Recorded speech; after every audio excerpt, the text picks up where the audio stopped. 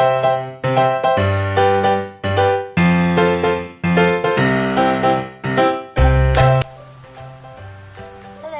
welcome to Craft the Knickknacks. So today I want to show you this really easy technique called ink smooshing.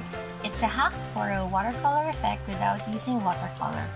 So what's great about it is you don't need really any skill to do this. So you can do this, or do this, or do this, or even just a plain color.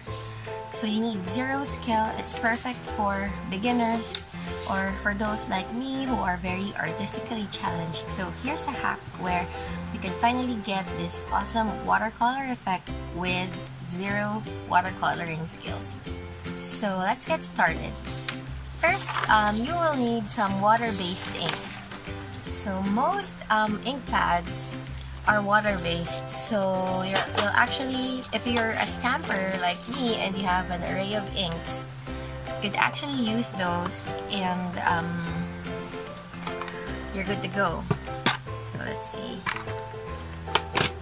You could use these Versacolor ones. I have some here. So some Versacolor or some distress ink. Actually, distress ink works really well because these inks behave really well with water. So I have a couple because I love these inks for crafting. Versafine, you won't be able to use them because they are pigment ink, and pigment ink tends to be a bit permanent. So these are a no-no, but distress ink, Versacolor, even Versamagic works great. You can also use from the distress family, if you have them, are these distress stains. They're already very watery, but they're still great to use.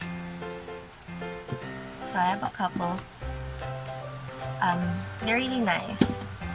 You can also, if you're a bullet journaler or a calligrapher, you probably have a lot of markers. So you could use Crayola Super Tips. Here. You could use your Crayola Super Tips, your Zig Clean Color brush pens, anything water-based. At one point, I even used my mild liners. So anything water-based or anything not permanent, not pigment ink, not solvent ink, they will work well for this. Okay, so aside from your water-based ink, you will need some plastic film. So it doesn't actually need to be film, but it's easier if it's film because it's thin and you can easily control the flow of the ink or the water. Also, with the technique, if it's flexible, it's easier to control where the color goes. But any smooth surface where the ink will not stick to is great. You can use acrylic blocks if you want, although you have less control with where the color goes or where the water goes with this one. So I prefer the thin plastic films.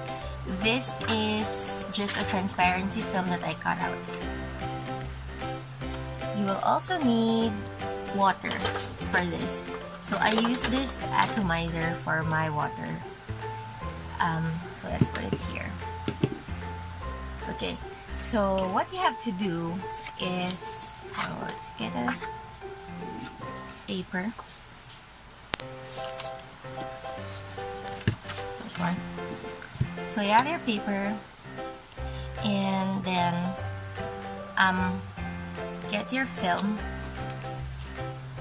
So let's see this one, and I want, let's say, blue.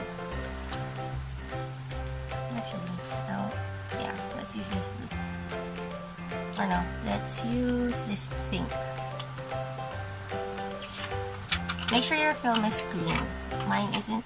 It has trace colors, but anyway, let's use this pink. So just lay on your color like so. It's best to start with the lightest color first so that you can control where it goes and then work around it for other colors. So, and then there's two ways to put on water. One is to just spray it this. And then get a towel or something and wipe off the excess water. You don't want a lot of water in here because it would damage your paper. So take off all the extras, and then this one, the pattern that I made here, it will be the one that gets transferred. So use the pad of your finger to spread, and then you're done. You could also do a wicking technique like that to get a spattered effect.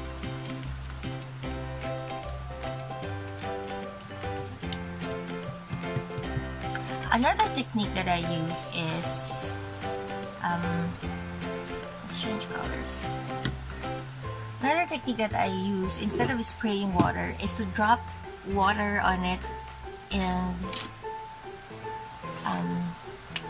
just spread it with my finger. I like that effect better because I can mix the color better with the water, but it does get your fingers messy. So I just carefully try to produce one drop of water. I don't know if you could see it there, but just one drop of water, and I try to drop it on my color. One drop there, and then just mix it around with your finger. Then same, flip it, put it on paper, smoosh it, use the tip of your finger, spread the ink around, and also lift it. You'll see there's still extra. You can use it to put color to make a spattered effect. It depends on you if you want it spread out like that or a spattered effect like that. So that's ink smooshing. You could also do multiple colors. And for multiple colors, I actually prefer using multiple films, because what you can do is just, if there's still residue ink, you can just rehydrate this and then pat it down. Let's try it. Right up here.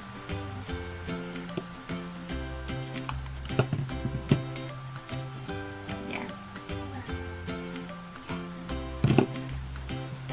This one I think is red, so you could just dab it like so. There. Then let's use a different color. Let's say green. So we have here this green film, and then drop some ink, or rather some water.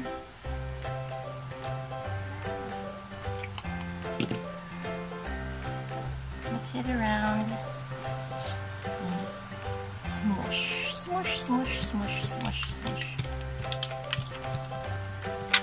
So something like that, and then just wait for it to dry.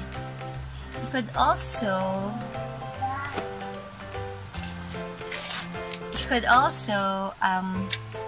on one film, you could also put multiple colors in. And the way you lay them out here would be how they go there. Although, what I find in this method is that the colors tend to mix together. So sometimes if you don't want to mix the colors, you don't want to do this. But if it's okay for you for some colors to mix, then no problem then. So let's just lay out some colors here.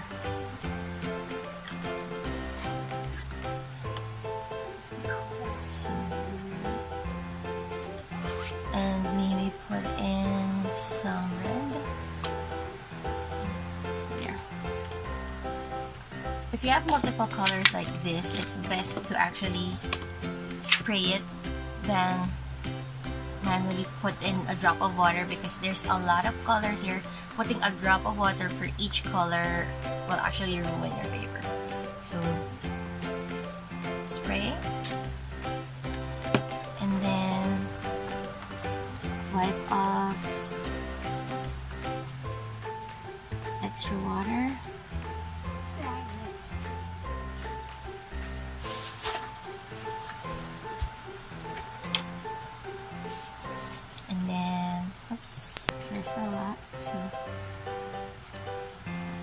wiping. Wipe as close as possible to the colors. So flip it over, and lay it out. Just so. Use your finger to smoosh.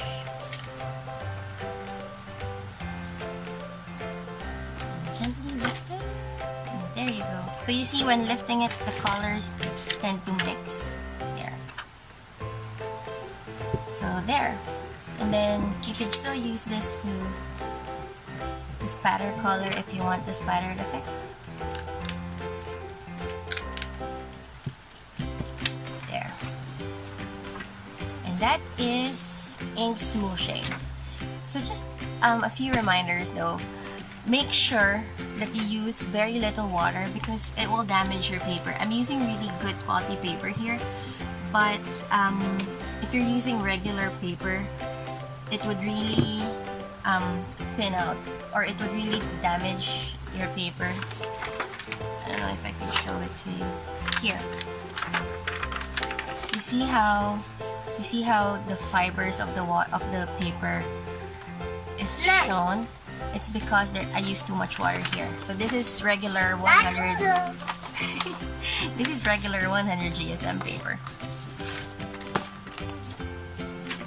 Okay, let me show you some more of what I've done. This is my war binder, war notebook, and these are some of the ink smooshing techniques that I've used.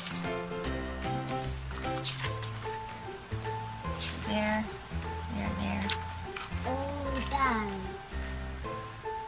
So these are some of the stuff that I've used. Eventually, I've ventured into just single colors because I'm lazy. So there. If you learned something today.